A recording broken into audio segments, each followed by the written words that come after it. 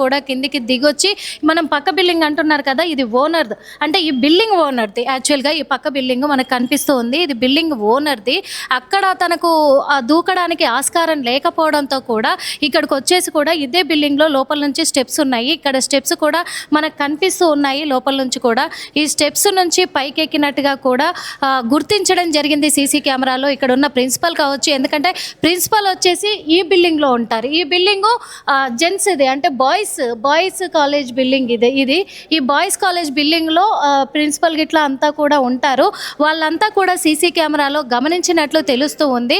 గమనించేసి స్పాట్‌గా, అంటే ఇక్కడ నుంచి ఈ ఓనర్ బిల్డింగ్ ఏదైతే ఉందో ఈ ఓనర్‌తో పాటు పైన కూడా రెంటర్స్ ఉంటారు మనకి. ఈ బిల్డింగ్ కనపడుతుంది కదా, ఇది కూడా సేమ్ 3 ఫ్లోర్స్ బిల్డింగ్ ఇది కూడా.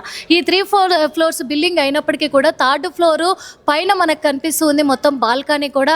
ఈ బాల్కనీ నుంచే కిందకి దూకినట్టు గమనించడం జరిగింది. అంటే ఆ అమ్మాయి ఆల్రెడీ ఆ పైకి వెళ్ళి నిలబడడంతోనే లోపల నుంచి వచ్చేటప్పుడు కూడా ఆ అమ్మాయి క్లాస్మేట్స్ కూడా ఎక్కడికి వెళ్తున్నావు అని హుటాహుటిన మరి ఆ అమ్మాయితో పాటు క్షణాల వ్యవధిలో కూడా వాళ్ళు బయటకు వచ్చినట్టుగా తెలుస్తూ ఉంది. అమ్మాయి పైన నిలబడడం ప్రిన్సిపల్ గమనించేసి కూడా అందరూ పరిగెత్తుకొని ఇదే ప్లేస్కి